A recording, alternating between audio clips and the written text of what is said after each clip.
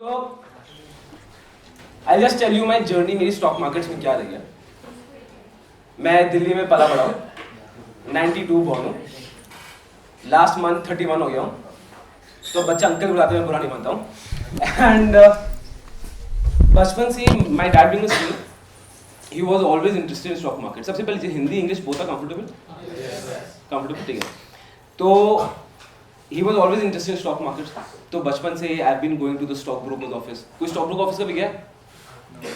यार क्या जगह होती है। अब तो होते ही नहीं stock broker office. Stock broker office वो होता था कि एक लाइन से कंप्यूटर्स लगे हुए हैं, उस पे ओडिन चलता था, red and blue flash lights आती रहती थी, प्राइस टिकर चलता रहता था। And it was crazy. कोई ग्रुप ऑफ अंकल्स पीछे बैठे हुए चिल्ला रहे बाय सेल, फोन की घंटियां बज रही, ये खरीदो वो खरीदो ये बेचो। मैं बात कर रहा हूँ 2005-6 की। सब ट्रेड में लगे हुए हैं, ठीक है। चाय पूरे ऑफिस में बटी जा रही है, साइड में टीवी है, वहां पे कोई न्यूज़ चल रही है, कोई ग्रुप ऑफ अंकल पॉलिटिक्स की बातें कर रहे हैं, कोई ग्रुप ऑफ अंकल्स हैं वो बिजनेस की बातें कर रहे हैं, कोई ग्रुप ऑफ अंकल बोल रहे हैं कि अरे भाई ये खरीदो वो बेचो, टिप्स खुले में चल रही है। तो वहां से माई स्टॉक मार्केट जर्नी स्टार्टेड। 2010 में माई स्कूल फिनिश्ड एंड उसके बाद मैं कॉलेज वॉलेज नहीं गया। I did my graduation from school of open learning because मेरा ऑब्जेक्टिव बहुत क्लियर है। I want to be in the Forbes top 50 investor of the world. I want when you take names of Rakesh Jhunjhunwala,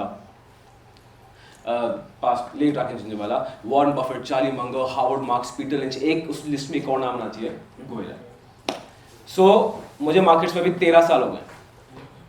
and आज क्या करेंगे आप सबके लिए? Stock markets इतना आसान करेंगे ना, इतना आसान, मतलब I don't want you to think वो बड़े बड़े इकोनॉमिक शब्द, वो बड़े बड़े चीज़ों को सब साइड पाक कर दो। रियल लाइफ में प्रैक्टिकलिटी में मार्केट्स में क्या यूज होता है ना, मैं आपको वो बताऊंगा। रियल लाइफ में how is wealth creation actually made in stock markets, आज से वो बताएंगे। एक्साइटेड? Yes sir. ओके, तो यहाँ पे कभी कोई इन्वेस्टर है, कोई इन्वेस्टर ट्रेडर है तो हाथ दिखा दो, I get an idea. Okay, couple okay. अच्छा, बाकी लोगों को स्टॉक मार्केट्स का आइडिया या बिल्कुल बेसिक आइडिया? बहुत है। किसको नहीं है? चिंता मत करो, उसमें कोई प्रॉब्लम नहीं है, ठीक है। सबसे पहले ना शुरू करते हैं इकोनॉमिक्स से। इकोनॉमिक्स किसने पढ़ा? इकोनॉमिक्स 10 तक इकोनॉमिक्स नहीं होता, उसके बाद किसने इकोनॉमिक्स पढ़ा है? ओके, बेसिकली सब साइंस स्टूडेंट्स हैं, तो मैं जो नहीं पढ़ा होगा which is fine, I understand it. Economics ना दुनिया का सबसे आसान सब्जेक्ट है। इकोनॉमिक्स मतलब जुगाड़। You know what is one thing common among all economist? That all of them have been proved wrong. और ये मैं नहीं, ये पीटर लिंच बोले, who's one of the biggest economists in the world. Out of all the social sciences ना, कोई geopolitical sciences होगा, कोई सोशो पॉलिटिकल साइंसेस, जैसे कोई इकोनॉमिस्ट बैठता भाई सब खड़े होते हैं। ओह, फैक्ट ये है, इकोनॉमिस्ट आपको सिर्फ पास दिख के बताता है कि उसका ओपिनियन क्या है, ठीक है। तो सपोज दिल्ली में अर्थक्वेक आया, ऐसा होना कभी आया, बिल्डिंग गिर गई, मैं आ रहा हूँ, मैं बोल रहा हूँ देखो बिल्डिंग गिर गई बिकॉज सरिया कमजोर था यार, तो यमुना बैंक में मिला, इट वाज नॉट कंस्ट्रक्टेबल सॉइल। अब क्या मैं ये बता पाऊंगा आगे कुछ डिजास्टर कौन सी बिल्डिंग से होने वाला है? इकोनॉमिस्ट का काम यही होता है। Not trying to defame anyone, I am trying to explain you ये दुनिया कितनी आसान है, हम बस डर जाते हैं इससे, ठीक। तो इकोनॉमिक्स मतलब जुगाड़। अब अभी किसी को पता है what is the current economic state that's going on? Current economics, अच्छा इस नौकरा यूएस बहुत डेट में चल रहा है ना, इंडिया बहुत डेट में चल रहा है, ये शब्द बड़े बड़े होते हैं। मेरा लॉजिक ये है कि देखो यार, 1-1.5 घंटे में आई कांट एक्सप्लेन यू ना, इधर मतलब मेरी एक्सपेक्टेशन में कि मैं आपको स्टॉक मार्केट में चैंपियन आ दूंगा, वो तो होने नहीं वाला। बट इतना जरूर पक्का है, इसके बाद स्टॉक मार्केट डरोगे नहीं, you have a clear direction. और कल को व्हेन यू रीड न्यूज या कुछ पढ़ने की कोशिश करो ना, आपको समझ आएगा, बस उसको सिंपल लॉजिक में तोड़ना है। डन? तो इकोनॉमिक्स ना आजकल चल रही है कीनेसियन थ्योरी पे। अब कीनेसियन थ्योरी क्या बोलती है? You pump money into an economy, वो इकोनॉमी साली खुद चल पड़ेगी। पार्टनर फ्रेंड्स, थोड़ा बहुत चलेगा ना, है ना, चलेगा, ठीक है। तो सिंपल लॉजिक क्या है? अब अगर मैं दिल्ली को पूरे वो मानता हूँ, ठीक है, मैं मानता हूँ दिल्ली कंट्री। अब दिल्ली में मैं हर आदमी को देता हूँ 50 लाख रुपये, सबको दे दी, रिजल्ट क्या होगा इसका? सब गाड़ियाँ खरीद लेंगे, ठीक है, बहुत सारे मोमोज खाएंगे बहुत सारे लोग, और बहुत सारे वो कपड़े आ जाएंगे, घर रिफर्बिश हो जाएंगे, there will be lots of expenditures. Logically इसको ट्रैक करो, एक्सपेंडिचर ज्यादा होगा, कंपनी का प्रॉफिट कितना होगा, कितना होगा, कंपनी का प्रॉफिट ज्यादा है, सामान बिक रहा है, तो प्रोडक्शन कितनी बढ़ाएंगे, प्रोडक्शन बढ़ गई तो उनको एम्प्लॉयमेंट कितनी देनी पड़ेगी, एम्प्लॉयमेंट बढ़ गई, हम सबकी सैलरी कहां जाएगी, और कितनी जाएगी, सिंपल। यही केनीजियन थ्योरी है भाई साहब, आप इकोनॉमी में पैसे भरते रहो, इकोनॉमी खुद ही चल पड़ेगी। ये केनीजियन थ्योरी ना स्टार्ट हुई थी 2008 से। जैसे आप देखोगे इकोनॉमिक्स इज अ सब्जेक्ट जहां पे फैक्ट्स कुछ नहीं है, there are no facts, there are only theories. Facts और थ्योरीज में डिफरेंस पता है ना, पता है ना। 2008 का लेमन ब्रदर्स क्राइसिस याद है, रियल एस्टेट बस, जिनको नहीं पता आप गूगल करना। 2008 में रियल एस्टेट का बहुत बड़ा बस्ट हो गया जिसमें लेमन ब्रदर्स जैसे बैंक खत्म। जैसे हमारे पास आरबीआई है, यूएस के पास है फेडरल रिजर्व। उस समय फेडरल रिजर्व के चेयर थे बेन बनाकी। उन्होंने केनीजियन थ्योरी अप्लाई करना शुरू किया कि भाई भरो पैसा इकोनॉमी में, इकोनॉमी चल पड़ेगी, जो चलेगी। In the Covid situation US was already under debt. When Donald Trump was there, the US economy was under debt of additional $3 trillion. मतलब पैसा ओवरप्रिंट कर रहे हैं, बस पैसा इकोनॉमी भरी जा रहा है नहीं पैसे के पास। When Biden came, he criticized this. अगर आप फॉलो करते हो यूएस पॉलिटिक्स, बहुत क्रिटिसाइज किया था डेमोक्रेट्स ने इसको, but he added $2 trillion to this. COVID time, आपको याद है कोविड टाइम में न्यूज में बड़ा आ गया था कि अब आगे मैं सबसे एक प्रॉमिस करता हूं, देखो यार हमारे देश में ना एक बड़ा इशू है कि पॉलिटिक्स और इकोनॉमिक्स को वो मिक्स कर देते हैं बार बार, है ना। एनी इकोनॉमिकल डिबेट वो भाई साहब राहुल गांधी और नरेंद्र मोदी की नजर के आ जाती है। तो आज अगर मैं कुछ भी बोलूंगा तो मैं किसी आगे से पॉलिटिकल बायस नहीं दिखा रहा हूं, I am only talking economics. Is it okay? Okay. Covid time में को याद है जैसे सब टीवी एंकर्स एकदम पागल होते हैं, नरेंद्र मोदी ने पूरे देश को बचा दिया, 20 लाख करोड़ दिए हैं इकोनॉमी में, याद है किसी को? शो मी हैंड्स। बहुत न्यूज में चला था। ये पैसा क्या था? केनीजियन थ्योरी, इकोनॉमी में पैसा भरो। कुछ पढ़े लिखे लोग उसको स्टिमुलस पैकेज बोलते हैं, कुछ और पढ़े लिखे लोग उसको क्वांटिटेटिव ईजिंग बोलते हैं। जब तक आपको लॉजिक समझ आ रहा है तब तक बढ़िया। डन? क्लियर है? तो आप देखोगे वर्ल्ड वाइड इकोनॉमीज इसी भी चल रही है, डेट करी जा रही है, करी जा रही है, करी जा रही है, करी जा रही है। अब मैं आपको ना एक एक करके फाइनेंशियल एसेट समझाने वाला हूं और उसको बहुत बेसिक टर्म से जोड़ेंगे। बताओ, आई बी वेरी ऑनेस्ट, आपकी टीम ने बहुत यहाँ पे मेहनत की है टू गेट अस हियर। बहुत टाइम से आई थिंक पीयूष का कोऑर्डिनेशन चल रहा है मेरी टीम के साथ। तो बेझिझक होकर जो क्वेश्चन पूछना है पूछना, ठीक है। अगर मैं बाद में मुझे कहीं को नहीं मिल जाऊँ वहाँ क्वेश्चन पूछ लेना, यहाँ पूछना, कोई जज नहीं कर रहा, ठीक है। चाहे वो क्वेश्चन जितना भी बेसिक हो, जैसा भी हो, पूछ लेना, ठीक। तो सबसे पहले बात करते हैं अबाउट फिक्स्ड डिपॉजिट। अच्छा, अब पहले लेते हैं ओपिनियंस, ठीक है। अब ओपिनियंस कभी सही और गलत नहीं होते, फैक्ट्स सही और गलत होते हैं। Opinions are based on lot of other reasons also. तो इन योर ओपिनियन एफडीज कितने लोग मानते हैं FDs is a good option? Safest option in your end, it's the safest option, बहुत सेंस बनता है, राइट। कितने लोग मानते हैं एफडी भाई भैया आता है, राइट? वो भी दोनों एंगल सही है। अब इसको एक बार logically let's crack it down. अब if you talk about crypto currency, crypto currency का आइडिया मतलब सुना है तुमने? Crypto currency, governments hate crypto currency, hate it, ठीक है। G20 समिट में भी उल्टा ये बात हुई थी कि मैं नाम भूल रहा हूँ उनका, क्या नाम है यार, जो वर्ल्ड बैंक की चेयर है, इंडियन चेयर है, I am forgetting the name.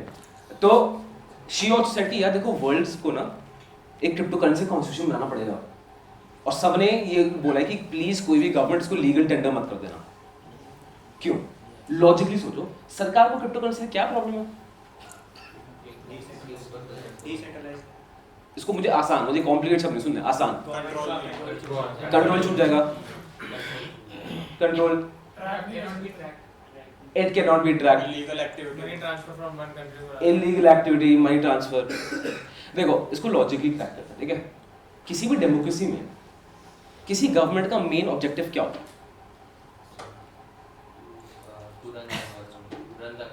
Run the country, नहीं, सॉरी बोलो लोग, टैक्स कलेक्ट करना, नहीं। अपने गवर्नमेंट को स्टेबल रखना, अगली बार भी गवर्नमेंट कैसे वो रखेंगे स्टेबल? वोट्स। कोई भी डेमोक्रेटिक गवर्नमेंट किसी देश में किसके लिए काम करती है?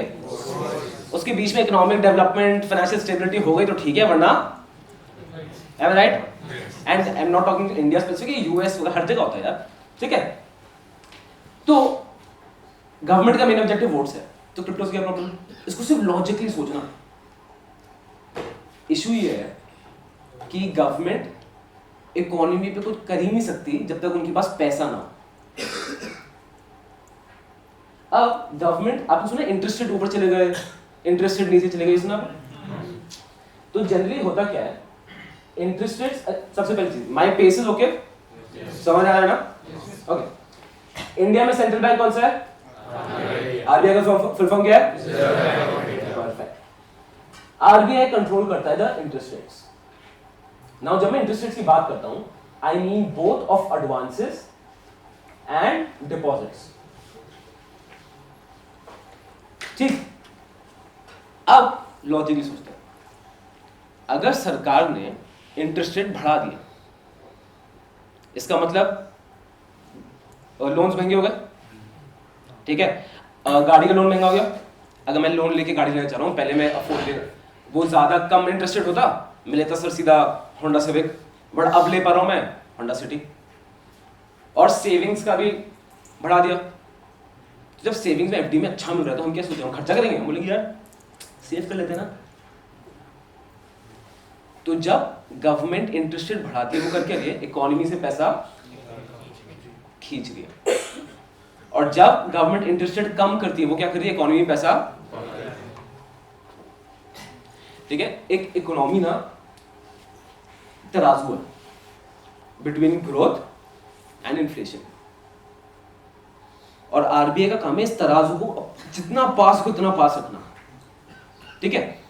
इन्फ्लेशन को मैं समझाता हूं, इन्फ्लेशन आसान शब्दों में बताऊं, मुझे कॉम्प्लिकेटेड भाषा ना सुननी है ना समझ आती है। टाइम के साथ पैसे की वैल्यू कम हो, क्यों? मार्केट में ज्यादा पैसा होने की वजह से क्या हुआ सर?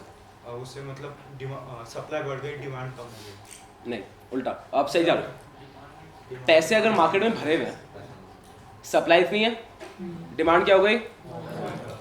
अब जो ब्रेड है वो बेच रहा है, डिमांड बहुत ज्यादा है ब्रेड की, वो ब्रेड किसको बेचेगा ना? फ्री इकोनॉमिक्स, जो सबसे ज्यादा पैसे देगा। अगर ठीक है बहुत महंगी ब्रेड है तो अपना प्रिंस ने बोला 10 रुपए, ठीक है, फिर मैं 10 रुपए दूंगा ब्रेड के, फिर पीयूष बोलता है 10 रुपए छोड़ो मैं ब्रेड के 20 रुपए दूंगा, सेलर किसको बेचेगा? प्राइस क्या हो गई? इसको क्या बोलते हैं? इन्फ्लेशन। तो सरकार इसको कंट्रोल करने के लिए क्या करती है? बैंक की इंटरेस्ट बढ़ा दो, लोन नहीं ले सकते, डिमांड कम, सेविंग्स में लोग ज्यादा इंटरेस्टेड होंगे, डिमांड, इन्फ्लेशन कंट्रोल। अब इसका प्रॉब्लम क्या है? हर चीज का प्रो कौन होता है इकोनॉमिक्स में, चाहे मैं कुछ भी ले लूं, हर चीज का प्रो कौन है? अब इसका प्रॉब्लम क्या हो सकता है सबसे? बैंक इंटरेस्ट रेट मैंने बढ़ा दिया, इसकी दिक्कत क्या हो सकती है? सप्लाई चेन में जो लोग हैं बेसिकली उनको सफर करना पड़ेगा। आसान, मुझे थोड़ा इसको सिंपलिस्टिक टर्म में समझाओ, easy, I want it easy. मतलब जॉब जाएगी, कैसे? प्रोडक्शन कम होगा, डिमांड कम है तो प्रोडक्शन कम होगा। एकदम, आपका नाम? मयंक। Perfectly right. एग्जैक्टली, किसी को बिजनेस या प्रोडक्शन रन करने के लिए अगर पैसा चाहिए तो उसके लिए वो रेस करना मुश्किल होगा। परफेक्ट। तो ये टू फ्रंट से हिट करता है। सबसे पहला, आपका नाम? हितेन। हितेन का पॉइंट ये है, कंपनीज की प्रॉफिटेबिलिटी क्या हो जाएगी? वो बैंक वर्किंग कैपिटल तो बैंक से फंड करते हैं ना, खत्म, आधा तो पैसा इंटरेस्ट में निकल जाएगा। दूसरा जो मयंक का पॉइंट था, लोग ज्यादा खरीदेंगे तो कंपनी प्रोडक्शन क्या करेंगी? प्रोडक्शन कम करेंगी तो लोग की जॉब्स कहाँ जाएंगी? अर्निंग क्या होगी? इकोनॉमी खत्म। अब ये सोचो कि सरकार के लिए, मैं आपकी एकदम बेसिक फंडे क्लियर कर रहा हूँ, आपको कभी इसका इशू नहीं आएगा। गवर्नमेंट के लिए, चाहे कोई भी इलेक्टेड गवर्नमेंट हो, उसके लिए क्या बेटर है, ग्रोथ या इन्फ्लेशन? ग्रोथ। ये हमारे समझना बहुत जरूरी है, and you can call it fortunate also, unfortunate also. Majority of our voters they don't understand economics, और इसकी गलती भी एजुकेशन सिस्टम पे आती है। अब अगर सरकार वो ग्रोथ नहीं दिखाती तो क्या कोई वोट करने वाला है? नहीं। तो दैट इज वाई ये हर डेमोक्रेसी का इशू चलता रहता है, and that is why RBI governor और फाइनेंस मिनिस्टर के हमेशा झगड़े चलते ही रहते हैं। क्या आपने सुना? ये बहुत कॉमन है। जैसे रघुराम राजन की मोदी गवर्नमेंट से प्रॉब्लम थी, and actually under the Modi government 3 RBI governors resigned, which was a world record. India में था ही था, बट उसके बाद भी things have done very well. ठीक है, तो अब आइडियलिस्टिक सिचुएशन मुझे बताओ। अब ऐसे मैं आपको यूएस में इंटरेस्ट रेट बताता हूँ। यूएस में रिसेंटली इन्फ्लेशन बढ़ा, सुना है सबने? यूएस में इन्फ्लेशन बढ़ा है, हालत खराब है। यूएस की इन्फ्लेशन एक साल पहले कितना था? सॉरी, यूएस का इंटरेस्ट रेट एक साल पहले कितना था? 0.25। ये इतना कम है कि अगर आप बैंक में जाके एफडी कराने में पेट्रोल खर्च करो ना, उसके पैसे भी वापस ना निकले। तो यूएस का फंडा क्या है कि भाई साहब तुम खर्चा करो, छोड़ दो सेविंग वेविंग, खर्चा करो, इकोनॉमी बढ़ती रहेगी, and that is why US has done so well. इसके नेगेटिव्स भी हैं, टू बी वेरी ऑनेस्ट, हर चीज़ के प्रो नहीं होता। एंड अब यूएस में इन्फ्लेशन बढ़ रहा है, तो यूएस फेड क्या करी? इंटरेस्ट रेट बढ़ा रही है। अभी इफ यू सी, यूएस के interest rates are around 3 to 5%, which is extremely high for them. India में अब अगर मैं अभी फिक्स डिपॉजिट में पैसा लूँ, मुझे कितने मिलेंगे? किसी गाड़ी 6 to 7%। यही चीज़ 1-1.5 साल पहले कितना था? 3 से 4%। अब कहता है, मैं अभी recently I went to Sri Lanka, it's amazing country, you should really go to Sri Lanka, it's actually beautiful.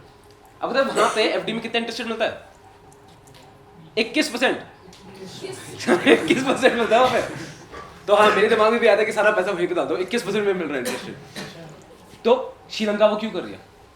वहाँ पे इन्फ्लेशन बहुत ज़्यादा बढ़ गया, उनको अपनी करेंसी निकालनी है, इसलिए करेंसी की वाली कंट्रोल में है। सब मेरे साथ है ना? अब दोबारा इसमें आते हैं, टॉपिक पे आते हैं, एफडी। हमारे हर घर परिवार में, सब मिडिल क्लास बैकग्राउंड से आते हैं, हम सबके सब पैसे का डालते हैं एफडी। आप देखोगे हमारे दादा परदादा के टाइम पे, ठीक है, मतलब 1970s, 1960s, 1950s, उस समय फिक्स डिपॉजिट में इंटरेस्ट मिलता था 12-15% के अराउंड। तो उनके लिए वहां पे पैसे डालना सही था। डू यू थिंक अपने लिए वो सही है? क्योंकि दोस्त इंटरेस्ट रेट दोबारा डुबकी मारने वाले हैं जैसे ही इन्फ्लेशन कंट्रोल में आएगा। तो क्या FD is a good option? नहीं। अब अगेन, ये जब भी मैं गुड ऑप्शन बैड ऑप्शन बोलता हूँ ना, इट डिपेंड्स ऑन रिस्क। ठीक है, अब रिस्क एक्चुअल टर्म में हाँ आप कैलकुलेट कर लो, बहुत ऐसे फॉर्मूलाज होते हैं, but you can not calculate risk. क्यों? रिस्क ना क्वालिटेटिव क्वांटिटेटिव फैक्टर है। क्वालिटेटिव क्या होता है? आपका नेचर कैसा है, आपका फाइनेंशियल बैकग्राउंड कैसा था। अगर किसी के घर में उसके डैड का बिजनेस फेल हो गया, वो उस माइंडसेट से आ रहा है, तो do you think he will take a lot of risk? So depends from person to person, age factor determines a lot of risk. ठीक, तो अभी मैं क्या करूं, I don't want you to जज एनी एसेट के अच्छा कोई एसेट अच्छा खराब है, सब एसेट एसेट होता है। I just want you to understand, और जो भी मैं आपको बता रहा हूँ, ठीक है, बहुत ज़्यादा जरूरी है you discuss it with your friends. जो भी आपको बता रहा हूँ ये बहुत ज़्यादा जरूरी है, you discuss it with your family, बहुत ज़रूरी है, सो दैट आप उनसे सीख पाओ। आई नो फैमिली के साथ फाइनेंशियल डिसीजंस और टॉक्स आसान नहीं होती, बट ये एक लीड तो लेनी पड़ेगी दोस्तों। क्लियर है? Yes sir. अब अब जाते हैं एक और बड़ी इंटरेस्टिंग। अच्छा मुझे बताओ, कौन सा का फाइनेंशियल एसेट है जिसके पीछे भाई हिंदुस्तानी लोग पागल हैं? हम एकदम ओहो परफेक्ट, ठीक है, गोल्ड। मतलब मेरी नानी तो गोल्ड की इतनी बड़ी फैन है, मैं क्या बताऊं। मतलब जब से मैं 4 साल का हूँ, मम्मी सोना इकट्ठा कर रही है कि मेरी बीवी को देंगी। किसी घर में हो रहा है ना? डॉटर्स का तो बहुत होता है कि हम और सोना इकट्ठा करें, सो हम शादी में देंगे। शादी इंडियंस का ऑब्जेक्टिव ही, फाइनेंशियल ऑब्जेक्टिव शादी होता है। एनीवेज अब कितने लोग सोचते हैं, और आपने गोल्ड के बारे में समझ लिया ना, you have understood what 87% of people don't understand about gold. ठीक है, जनरल एडवाइस ना, मैं सुन सही गलती, एक्चुअल ओपिनियन बताना। How many of you think gold is a good investment? Show off hands. अरे बुलंद करके हाथ खड़ा करो यार, ठीक है, okay, you can say good 35 to 40%। How many of you feel gold is a bad investment? भाई ना, 1, 2, barely 3-5%। फाइन। अब आपको इकोनॉमिक्स समझिए ना, इकोनॉमिक्स क्या था? जुगाड़। आपको हिस्ट्री समझनी पड़ेगी। अब गोल्ड का सिग्निफिकेंस क्या है?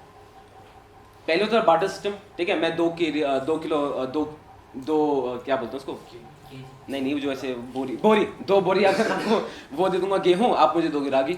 Barter system. वर्ल्ड ट्रेड में barter system failed, because practically possible नहीं है ना, इतनी ट्रांसपोर्ट कॉस्ट है, होर्डिंग कॉस्ट, कौन इसको संभालेगा? पॉसिबल नहीं है वो। अब सबको केमिस्ट्री का एलिमेंट टेबल तो याद है ना, पीरियोडिक टेबल है ना, मैं कॉमर्स वाला हूँ तो पार्ट में if I make any mistakes. अब just picture that periodic table in front of you. Remove all the elements that are liquid. Remove the elements that are gaseous. Remove the elements that are abundantly available. Remove the elements that are extremely reactive. आप इसे filters हटाओगे ना, आपके पास क्या बचने वाला है? And that is gold, silver, platinum. That is why gold has been used as a currency. Gold साला कोई asset नहीं है, ना gold कोई liability है. Gold है क्या? एक currency. क्या जब खोदा था डिस्कवर किया तो भगवान ने बोला था कि इसकी एमआरपी है, बहुत नहीं, वो ह्यूमन बीइंग ने उसको बनाया है. करेंसी की दो डेफिनेशन होती है. मैं फास्ट तो नहीं जा रहा ना. दो डेफिनेशन होती है. सबसे पहला, currency is a store of value. Is gold a store of value? है कि नहीं है? सेफ बोलते हैं, सीधे बोलते हैं. Second, gold sorry a currency should be a medium of exchange. Is gold a medium of exchange? मतलब हाँ, मैं अब दूध अंडे नहीं खरीद सकता सोने के बिस्किट देके, बट इंटरनेशनली मार्केट में ट्रेड तो कर सकता हूँ. ये वैसे क्रिप्टो करेंसी का एक और इशू है. आई am not saying crypto is good और बैड. पर्सनली स्पीकिंग मेरा बहुत स्ट्रॉन्ग बाइस टुवर्ड्स इक्विटी है. मैं क्रिप्टो को बारे में बिल्कुल ज़्यादा इंटरेस्टेड नहीं हूँ, but just explaining you both the sides, है ना. क्रिप्टो करेंसी काफ़ी इकोनॉमिस्ट को बोलते हैं और एक्चुअली फैक्ट भी है. It is not a currency. Is crypto currency a store of value? नहीं. अब तो चलो खत्म हो गया, बट एक टाइम पे वो ट्रिपल हो जा रहा है. Is this store of value? नहीं. Is cryptocurrency a medium for exchange? Can you use cryptocurrency in normal trades? नहीं. तो क्या cryptocurrency करेंसी की डेफिनेशन फुलफिल करता है? करता है? ठीक. तो cryptocurrency में अभी क्या हो रही है? स्पेकुलेशन. और इसमें कुछ गलत नहीं, स्पेकुलेशन कर सकते हो, बट आपको पता होना चाहिए आप स्पेकुलेशन कर रहे हो. इन्वेस्टमेंट मतलब स्कूटर खरीदो, वो स्कूटर है, वो दिन हवा में नहीं उड़ने वाला. ठीक है, तो वो पता होना चाहिए. Coming back to gold. तो गोल्ड क्या है? करेंसी. पेपर करेंसी कैसी है? अब गोल्ड को क्या दिखाना मुश्किल हो रहा है यार. तो लोगों ने क्या, सेंट्रल बैंक ने क्या बोला कि ठीक है गोल्ड हमारे पास इतना है, हम आपको इतने पैसे दे रहे हैं. ठीक है, तो जो नोट्स इशू हुए हैं टेक्निकली उसका मतलब क्या होना चाहिए? अगर मैं 2000 का तो बैन हो गया, अगर 500 का नोट लेके आरबीआई के पास जाऊं तो RBI should give me 500 rupees of gold back on the current market value. Clear है? अब हाँ, ये डेफिनेशन काफी चेंज हो गई है, बट इसमें हम बाद में बात करेंगे. गोल्ड का कैरेक्टरिस्टिक समझ आ गया. अब मैं आपको केस स्टडी देता हूं और आप खुद बताना आपके हिसाब से क्या सिचुएशन है. एंड जो भी मैं आपको बता रहा हूं, दीज आर हाइपोथेटिकल नंबर्स. ठीक है, these are not actual figures. तो लगाते हैं in the year 1990 1 ounce of gold. International market में gold is always bought and sold in ounce. An ounce is about 31.1 gram, something like this. ठीक है, and assuming उसकी price थी ₹1000 an ounce पर ounce. अब अगेन इंटरनेशनल मार्केट में gold कौन सी करेंसी में जाता है? कौन सी? सिर्फ डॉलर. ठीक है, बट सिंपल अंडरस्टैंडिंग के लिए हम समझ गए. अब मानते हैं that in the year 2000 1 ounce of gold की वैल्यू हो गई 4000 रुपीज. क्लियर है? अच्छा मुझे बताओ, हैज गोल्ड अप्रिशिएटेड यस और नो? ये समझ गए, इतना सिंपल है, you will understand what gold is. आप समझ जाओगे. अच्छा, how many of you think gold has appreciated? Perfect, I think more than 50%. How many of you think gold has not appreciated? 1 2 3. ठीक है. अच्छा, can anyone tell me why?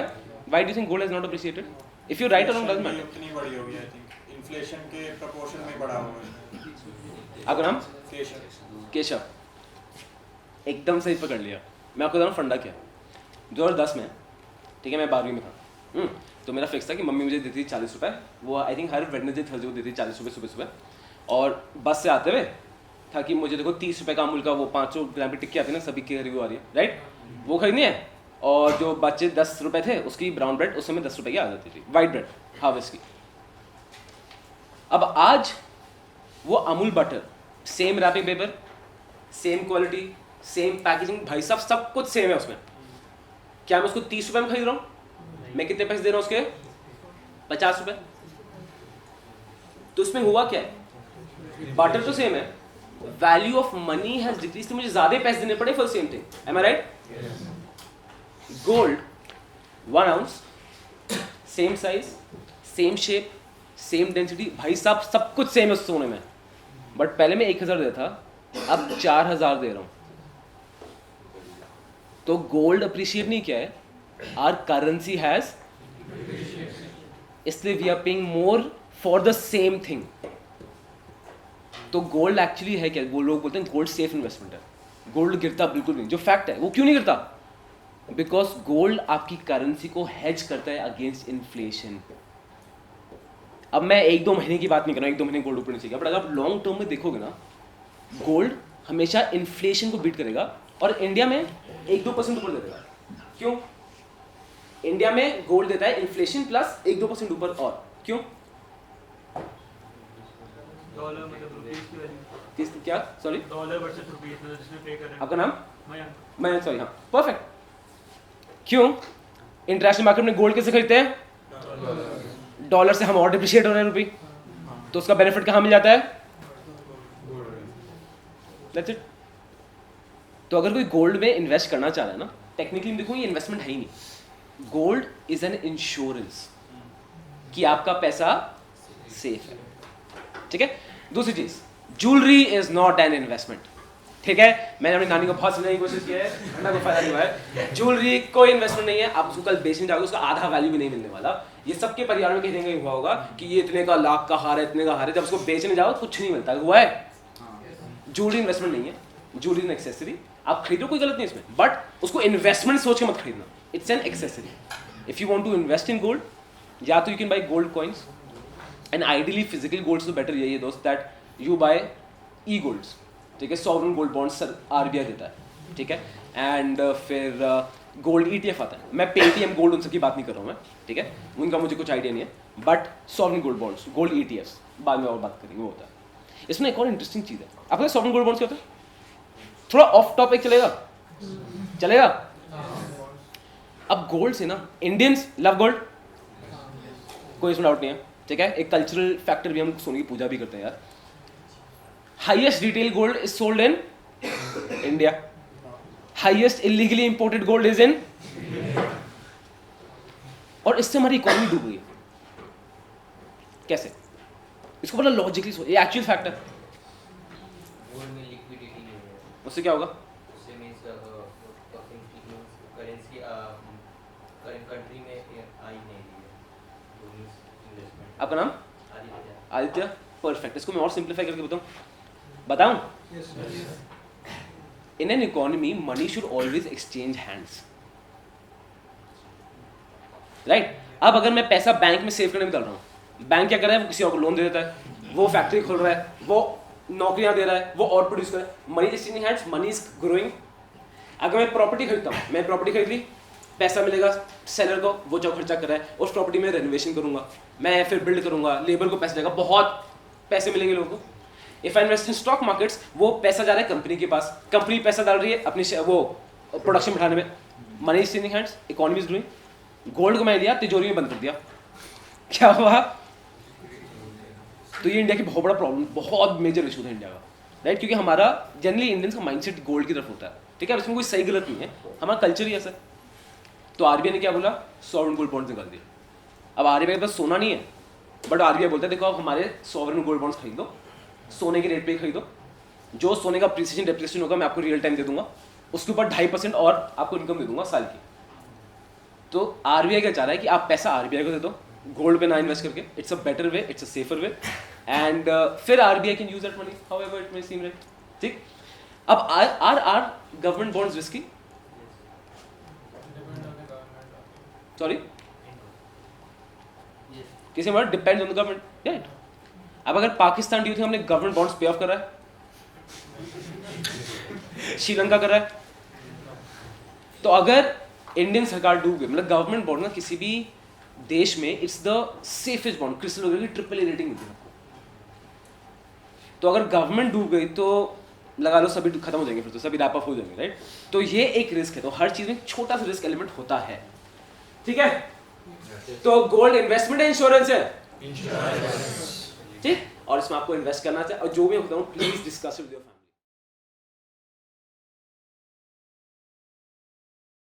Market में risk भाई बहुत ज्यादा है, और कि ये सट्टाबाजी है। मैं उसको नॉलेज में ही बोल सकता हूँ, है ना, कि वो लैक ऑफ नॉलेज से सब सट्टाबाजी मान रहे, जैसे वैक्सीन का लैक ऑफ नॉलेज, लोग उसको पता नहीं बोल रहे कि वो मर जाएंगे उससे लेके, राइट। और एनी अदर पॉइंट? थोड़ा फैमिलियरिटी बायस भी आता है, लाइक सबके परिवार में कोई एक अंकल होते हैं जिन्होंने बहुत पैसा डुबाया होता है स्टॉक में। 100%। हाँ, सभी चाचा मामा कोई तो होता है परिवार से पैसा बहुत डुबाया होता है मार्केट से, राइट। ठीक है, वही मैं उसको अगेन दोबारा मैं रिस्क में ले लेता हूँ उसको, कि इसलिए हम परसेप्शन बनाए कि भाई स्टॉक मार्केट भाई बहुत ही रिस्की है, यहाँ तो पैसे डूबेंगे। और maybe like our parents are working professionals, maybe they don't have time to like check all the stock market. उल्टा तो रियल एस्टेट खरीदना तो और टाइम कंज्यूमिंग है। But like when you invest it one time, like it is one time investment. हाँ, तो ये stock market always आसान इन्वेस्ट करना। रियल एस्टेट में तो मतलब जब खरीदना बेचना 3 महीने लग जाते हैं। पहले आप ढूंढोगे, फिर वो कराओगे, फिर बयाने का पैसा लोगे, होपफुली कि वो चीट ना कर दे दूसरा आदमी, फिर वो पैसा आएगा, फिर रजिस्ट्रार के पास जाओगे, फिर 1-2 की चीज़ें होंगी, आप समझ गए ना, तो टाइम लगता है रियल एस्टेट में। बेसिकली यही 2 पॉइंट्स हैं। अब इन पॉइंट्स को लॉजिकली देखें। पहले बात करते हैं रिस्क की, और जो फैक्ट एकदम सही है कि सारा रियल एस्टेट है, रियल एस्टेट सेफ है, स्टॉक मार्केट रिस्की है, बट अब मैं इसको लॉजिकली तोड़ता हूँ। रियल एस्टेट सेफ कैसे? हमारे देश में अगर आप रियल एस्टेट प्रॉपर्टी ओन करते हो ना, RWA के बिल, वाटर बिल, इसके चलान आते रहेंगे। और मैं बहुत प्रैक्टिकली बता रहा हूँ, अगर आपके परिवार रियल एस्टेट ओन करता है, आपको पता है मैं क्या बात कर रहा हूँ। लोग डर के मारे बताते नहीं है बच्चों को कि रियल एस्टेट ओन करते हैं, बताना मत। ऐसा हुआ है? लोग डर के मारे प्रॉपर्टी रेंट भी नहीं देते, कब्जा हो जाता है। और मैं दिल्ली जैसे शहर की बात कर रहा हूँ। अरे हाँ, यू माइट आर्ग्यू कि क्या गोला मैं चला जाऊंगा कोर्ट, मेरी हाँ चले जाओ 20 साल 30 साल, प्रैक्टिकली पॉसिबल नहीं है वो। People are scared to own real estate in this country, as unfortunate it may be, and it is very risky. Who said real estate? 10 साल से real estate प्राइस नीचे गिर रही है, ठीक है। अगर मैं इसको और देखूंगा, लोगों ने दिल्ली एनसी की बात करते हैं, JP ग्रीन ने वो खरीदा, बिल्डर खत्म, यूनिटेक में सेक्टर 40 में मिला, लिपट गया, सुपरटेक के ट्विन टावर्स गिरे थे, देखा था, उड़ गए। जो बायर की गलती है।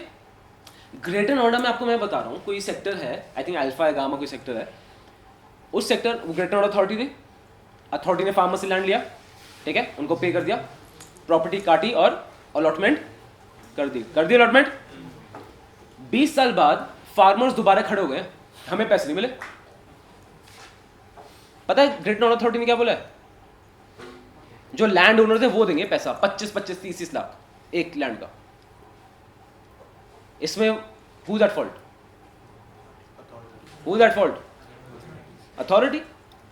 ये एक अभी केस चल रहा है इलाहाबाद वो हाई कोर्ट में, जिसमें एक डिस्ट्रिक्ट में वो ग्रेटर नोएडा अथॉरिटी जीत गई है,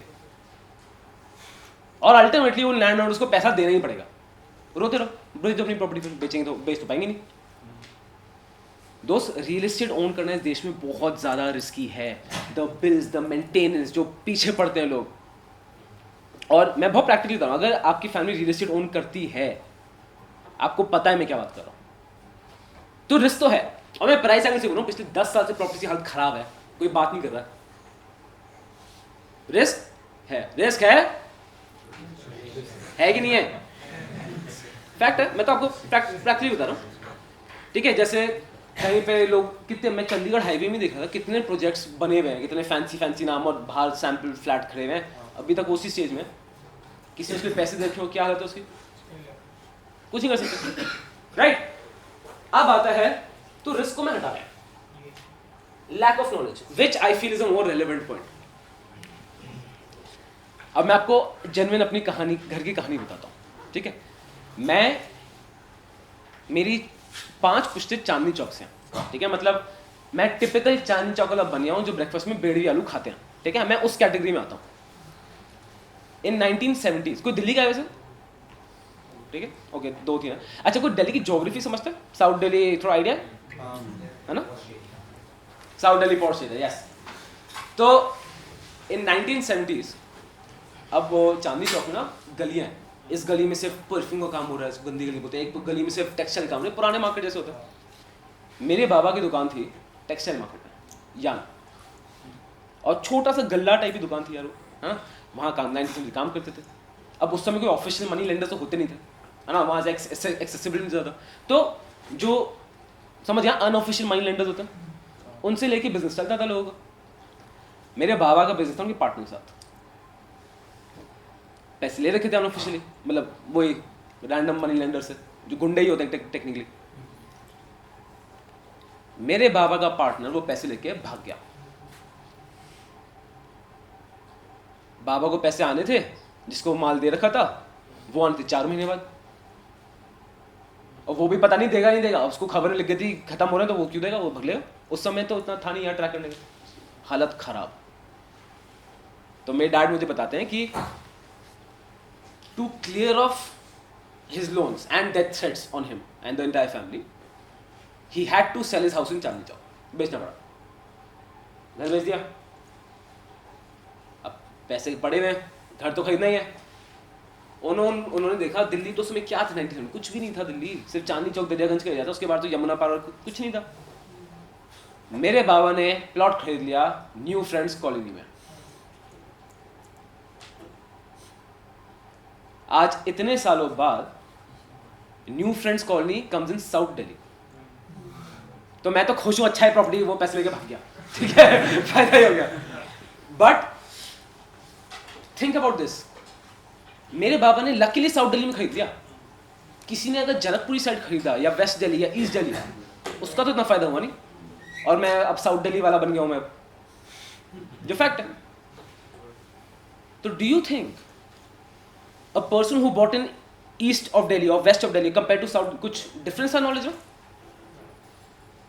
न्यू फ्रेंड्स कॉलोनी जंगल था, तो मेरे पापा मुझे बोलते थे जब स्कूल जाते थे बस ड्राइवर को बताना पड़ता था किस साइड जाना।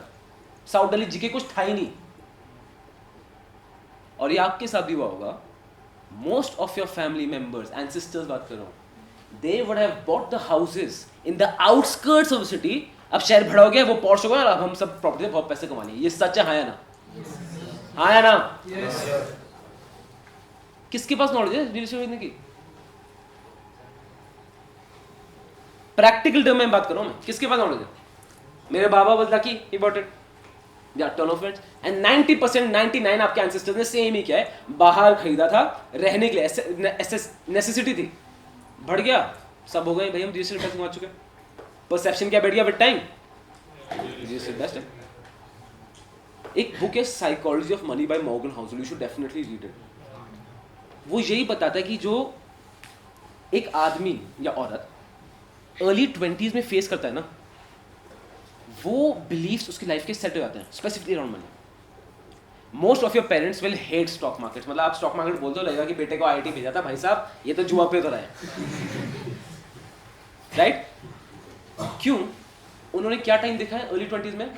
Harshad Mehta, when stock markets were not transparent at all and manipulation was open, मतलब मैनिपुलेशन ब्रोकर्स खुद मैनिपुलेट करते थे। सेबी नाम की चीज नहीं थी, कोई पावर भी नहीं सेबी के पास था, तो सेबी आई थिंक 1989 से, but it had close to no power और significance at that time compare to what it's today. और बचपन में क्या देखा? प्रॉपर्टी प्राइसेस बढ़ गई, हम सबके दिमाग में सेट हो गया प्रॉपर्टी प्राइसेस। अब मुझे बताओ, अगर lack of knowledge is not the reason, ठीक है, रिस्क भी भाई साहब रीजन नहीं है, तो why have our ancestors earned in real estate and not in stock markets? Apart from investments and things, it can be used for purposes like you can live there like that, but in stock markets that you can't do anything apart from investing. You can get dividends out of it. You can get loans against it. You can do several things. With half of the maintenance cost है ही नहीं कुछ. The only reason why people have earned in real estate and not in stock markets, because हम property के साथ सट्टा नहीं खेलते. आपने प्रॉपर्टी ली 1 करोड़ की, 2 महीने बाद प्रॉपर्टी हो गई 1 करोड़ 12 लाख, आप बेचो उठा के प्रॉपर्टी. मैं आऊंगा अरे यार आज देख ले 15 लाख हो गई प्रॉपर्टी, आज भाई आज देख ले वो अब तेरी प्रॉपर्टी 98 लाख से गई है, बेचोगे आप? You will end up holding it because buying real estate is so goddamn difficult.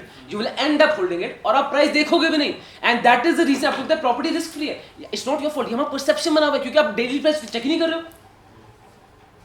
वही चीज स्टॉक मार्केट में आप देख लो, 2-2 रुपए में लोग खरीद बेच के निकल जाते हैं, 2-2 रुपए में। कोई यहाँ पे इन्वेस्टर है, किसी ने पैसे इन्वेस्ट किया कभी? मतलब शोमिया जो ट्रेडर थे, आई कैन अश्योर यू आपके साथ हुआ होगा। ये हमारी साइकोलॉजी साली ऐसी है, इसमें we are psychologically design not to own stock markets. क्या है, अगर आपका नुकसान हो रहा है, अगर आपको प्रॉफिट हो रहा है ना, फोन हर 2 मिनट में चेक होगा, रिफ्रेश होता रहेगा फोन। होगा कि नहीं होगा? होगा कि नहीं होगा? कितना हुआ प्रॉफिट? अच्छा कितना प्रॉफिट? अच्छा हुआ कितना? हर 5 मिनट आप रिफ्रेश करते रहोगे इस चीज को करके। और वहीं पे जब आपका पोर्टफोलियो रेड पे आ गया तो क्या होता है? फोन देखा, भाई लॉन्ग टर्म इन्वेस्टर है हम। Am I right? साइकोलॉजी साली ऐसी। हम मिडिल क्लास लोग ना, हमसे लॉस नहीं दिखाया था, और हम मिडिल क्लास लोगों को समझ नहीं आ रहा टाइम वैल्यू क्या होता है, एग्जिट नहीं पता, हम पकड़ के बैठ गए। To quote Peter Lynch, the very famous thing he said that we enter as a trader, we become a long term investor. घुसे तो ट्रेड के लिए थे, बन गए हैं। और फिर आपका दिमाग आपको क्या बताएगा? अरे भाई वॉरेन बफेट, राकेश झुनझुनवाला, अरे भाई उसने ये भी तो बोला कि अच्छा स्टॉक खरीद लो। राकेश झुनझुनवाला, ठीक है। अब मैं आपको बताता हूँ, स्टॉक मार्केट में एक्चुअली इन्वेस्ट करना ना सबकी बस की बात है ही नहीं। मैं आपको ओपनली बता रहा हूँ, सबकी बस की बात नहीं है। बिकॉज जब स्टॉक मार्केट में आप खुद का पैसा डालते हो ना, आपको यहाँ खून नहीं चाहिए, आपको लोहा चाहिए, लोहा। मैं आपको बताता हूँ कैसे। राकेश, एवरीवन नो राकेश झुनझुनवाला ना? तो इसलिए I am using him as example. अब राकेश झुनझुनवाला का one of his main multibagger क्या था? टाइटन कंपनी, सबको पता है, घड़ी तनिष्क सब टाइटन है। Rakesh Jhunjhunwala invested in Titan around 2002। उस समय शेयर प्राइस थी 2 रुपए। मानते हैं राकेश झुनझुनवाला ने पैसे डाल दिए, कितने डाल दिया? 1 करोड़ मान लो मैं, ठीक है। मानते हैं चलो 1 करोड़ शेयर खरीदे, let's make it even more simple. बड़ा इन्वेस्टर है सर, बड़े बड़े लोग हैं, बड़ी चीजें खरीदेंगे वो, है ना? तो कितने रुपए हो गए? 1 महीना वेट, 2 महीना वेट, 3 महीना वेट, हर रोज आप प्राइस चेक करो, 4 महीना वेट, 5 महीना वेट, ये इसकी प्राइस देख रहे हो, सीएनबीसी प्राइस देख रहे हो, यहाँ प्राइस देख रहे हो। 2003 में टाइटन की शेयर प्राइस हो गई 1 रुपया।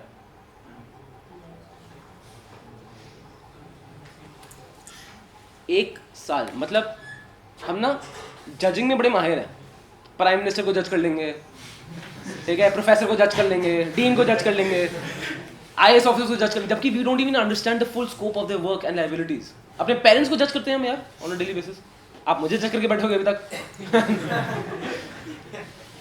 आई डोंट वांट टू जज, I want you to step in Rakesh Jhunjhunwala shoes. और अगर आप ये अपने आप को बोल रहे हो ना कि यार उसके पास बड़े पैसे हैं, वो तो अमीर है, उनको फर्क नहीं पड़ता, सर हर आदमी को 2-2 रुपए से फर्क पड़ता है। वही चीज जो गांव में बैठे ना, वो आपके बारे में सोचोगा यार तो आईआईटी में बैठे को क्या फर्क पड़ता है पैसे से? आपको पड़ता है। आपको लगा मुझे फर्क नहीं पड़ता, मुझे पड़ता है। मुकेश अंबानी को पड़ता है, अभी तक ही स्ट्रगलिंग फॉर मनी। मुझे बताओ जब 1 साल बाद आपके पैसे आधे रह जाएं, क्या होगा? भगवान से भरोसा उठ जाता है, ये फैक्ट है।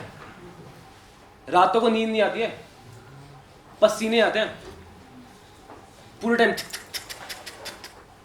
साल लंच खाओगे, डिनर खाओगे, फाइनल सा टाइम दिमाग में क्या चलता रहता है? वही चीज। और क्या थॉट्स होती हैं? मैं हुई बेकार,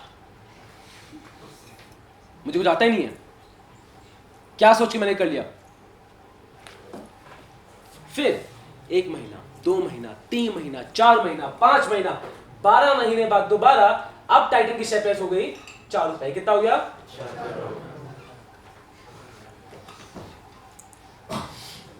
2 साल बाद सोचो यार, 2 करोड़ एक्स्ट्रा मिल गए, क्या क्या हो सकता है 2 करोड़ में?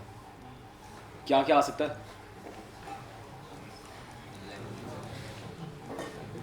बेचा, ये शेयर हुआ फिर 10 का, फिर हुआ 15 का, फिर गया ये दोबारा, ये गया 200 में, 300 में, फिर वहां से गिर गया 200 में, फिर आ गया 100 में। आज टाइटन की शेयर प्राइस पता है कितनी है? 3,000।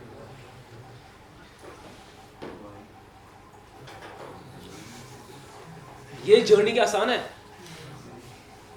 आसान जर्नी है।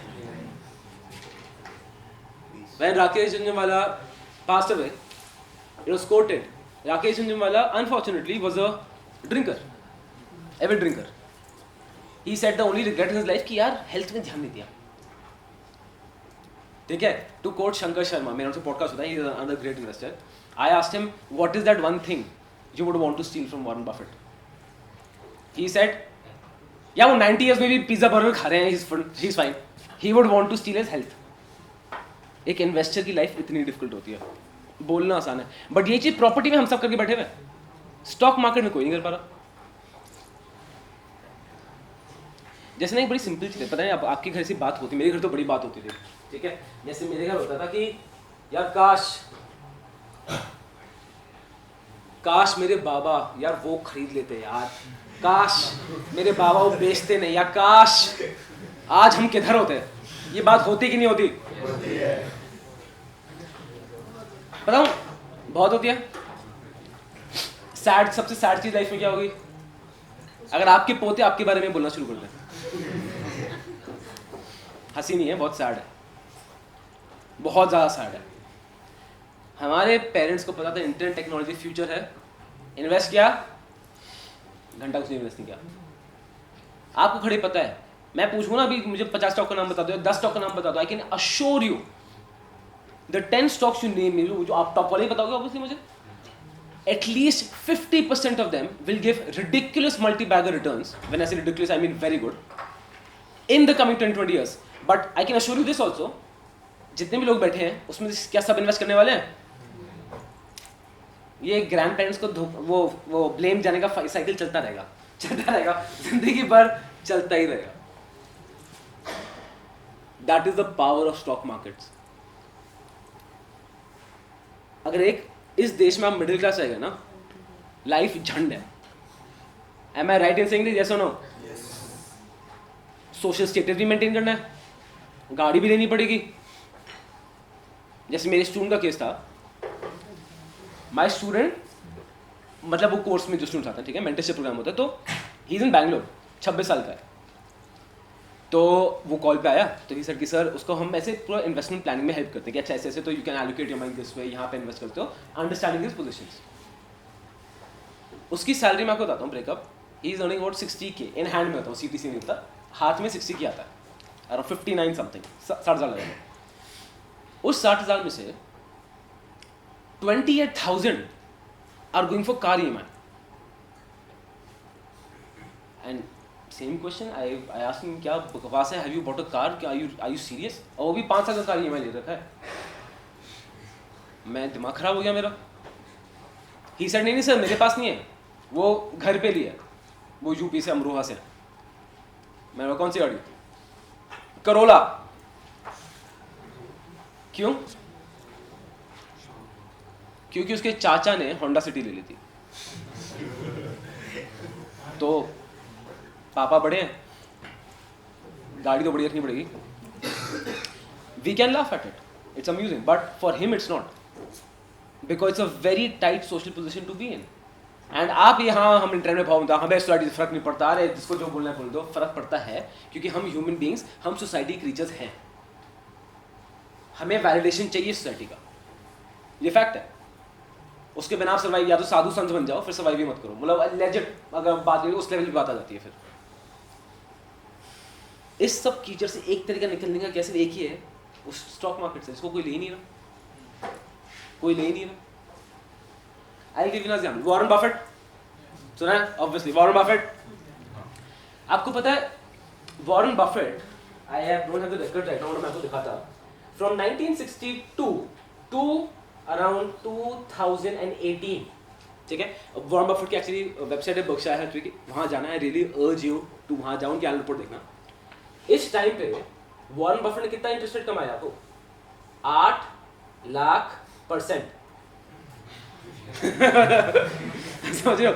1 रुपए का हो गया 8 लाख, 10 रुपए का हो गया 80 लाख, 100 रुपए का हो गया 8 करोड़, और 1 करोड़ का हो गया world second third richest man for 10 years to come. Am I right?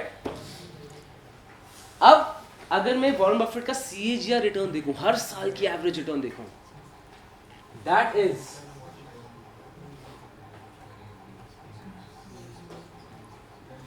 19%. कितना है? इंटरनेट में तो ये लोग आपको एक दिन में दिलवा दें। ट्रेडिंग आप कर लो, ट्रेडिंग। ये ना एक, again I am not trying to demotivate you, मैं आपको सच्चाई दिखा रहा हूं, बट द फैक्ट इज की एंड हार्श रियलिटी इज, जब तक वो मतलब बच्चे का होता है तब तक वो आग में हाथ जलता नहीं, वो डालता ही रहेगा, वो डालता ही रहेगा। ट्रेडिंग वही आग है। व्हेन आई स्टार्टेड 2010 में, भाई मैं पापा से 25,000 रुपये लेके आया था। पापा को था कि पापा कॉलेज फीस समझ के मुझे दे दो, डांट दे दी मुझे, उड़ा दी मैंने सब कुछ। 2 साल के अंदर फ्यूचर ऑप्शन डाल दिया, घुस गया मैं, मुझे गए तो खुली तो हो रही है। आई स्टार्टेड, मैं एक्चुअली बता रहा हूँ, when you enter stock market आपके अंदर एक एरोगेंट फेज आएगा। आई डोंट नो अगर आए कि नहीं आए। ये सब कैसा होता है कि भाई मैं बताता हूँ शेयर बाजार के लोग बेवकूफ हैं क्या? स्टॉक मार्केट से पैसे नहीं आ पाए, इतना तो आसाने करना क्या, बाय सेल खत्म। ये किसी ने फील हुआ है सब, या कोई मोस्टली होता है? आई लाइक यू ऑनेस्टली, मेरे साथ भी था। आई am not, I kid you not, मेरा एक ग्रुप, वो ब्रोकर समय ब्रोकर ऑफिस में जाता था, ठीक है? वहाँ पे ब्रोकर ऑफिस में एक आनंद भैया थे, I won't name the broker क्योंकि आजकल तो ब्रोकर से डील होता रहता है, तो I won't name any broker. वो जो डील करते हैं ना, वो 26 साल के भाई, वो थे मेरे स्टड, वो मेरे आइडल बन गए थे। ऐसा होता है, मतलब आई डोंट नो, अपने के होता है इस एज में बंदी का ना, वो आइडल में जाता है। वो खुद स्कूटर से आ रहे थे ऑफिस, बट बातें करती थी करोड़ों की। व्हाट्सएप में ग्रुप बन गया था हमारा फ्यूचर ऑप्शंस ट्रेडिंग का, और वहीं पे मेरा सर्कल बन गया था ग्रुप का, और हम सोचते थे भाई हम ही बादशाह हैं, बाकी सब बेवकूफ। क्या है, मैं तो 10 महीने का निकाल दूं। मैं आई किड यू नॉट, मैं पहले इतना बेवकूफ था, या बेवकूफ नहीं, ह्यूमन स्टेज है, मैं इतना एरोगेंट था पहले, बोलता था भाई की गारंटी तू दाल पैसा ले, घड़ी ले तू दाल पैसा भी। इस लेवल पे मैं बेवकूफ़ी करता था। And if you see the YouTube comments on any finance videos, you'll find echoing voices of the similar sorts. Am I right? Trading is not a long-term thing at all. At all. या तो आप इसको अभी समझ सकते हो, या बहुत लेट होगा तो आप समझ ही जाओगे, बट डिफरेंस होगा बहुत लेट में शायद आपके पैसे बचे ही ना to take any benefit of it. Actual stock market में पैसा सिर्फ और सिर्फ इन्वेस्टमेंट से बनता है, and there is not even a debate on it. बड़े बड़े इन्वेस्टर्स ये मैं एक बार ना गूगल पे, यूट्यूब जाके watch interviews of Peter Lynch, Howard Marks, Rakesh झोड़ा, ये स्टॉक मार्केट ऐसे समझा देंगे जैसे 8 साल के बच्चे को समझ आता है। इतना सिंपल, इतना आसान हो, जोक भी क्रैक कर देंगे। तो विजय कीडिया से तो गाना गाते गाते स्टॉक मार्केट में जाता है। वहीं पे आप CNBC में किसी मनी एनालिस्ट को सुन लो, रेपो रेट, इन्फ्लेशन, स्टूडेंट, इतने शब्द कि 5 मिनट में 32 गुल नहीं हो गए, मेरे नाम से कर देना। Try reading article in economic times, try करना, कुछ समझ नहीं आने वाला। अगर कोई इन्वेस्टमेंट स्ट्रैटेजी आपको बहुत कॉम्प्लिकेटेड लग रही है, and if you are thinking कि भाई स्टॉक मार्केट तो कोई मैथ्स का पेपर है जिसमें मुझे बहुत स्मार्ट, तो ये बहुत बड़ी गलती है। I'll tell you another interesting fact. The more educated people are, the less probable you are to earn in stock markets. तुम तो IT वाले हो, देखते हैं क्या करते हैं। It's a fact. क्यों? नहीं पता decision. I can assure you, आस-पास, again I'm not trying to defame anyone. आस-पास कोई ना कोई फैमिली में बहुत पढ़ा लिखा होगा, इसको यू रिस्पेक्ट है, या मामा चाचा की भाई तो IITM के हैं, ये तो CFA हैं, MBA हैं, यहाँ पे उन्होंने ये बोल दिया होगा कि स्टॉक मार्केट जुआ है। आगे ना लोग सोचते हैं CA को स्टॉक मार्केट आता है, कुछ भी ऐसा नहीं है। Yes, a CA can be inclined towards market, but उसके करिकुलम में कुछ नहीं है। ये वही बात हो गई कि अगर मैं बोलूँ CA को स्टॉक मार्केट, वो समथिंग सिमिलर कि अच्छा तू इंजीनियर है ना, तो तू बल्ब भी ठीक कर दे, प्रोजेक्टर भी चला दे, कुर्सी भी ठीक कर दे। बहुत डोमेन्स होते हैं यार। If you ask me about tax and audit, मुझे नहीं आता कुछ, वो किसका डोमेन है? एक CA का। Are you with me? 19% लोग इंटरनेट में क्या क्लेम करें कि भाई हम कमाएंगे महीने का 10%। आई डू द मैथ्स, महीने का 10% मतलब साल का कितना हो गया? 240%। अगर कोई आदमी 5 साल कंसेक्टिवली साल का 240% कमा ले, आपको पता होगा क्या? फिर क्या होगा? क्या होगा?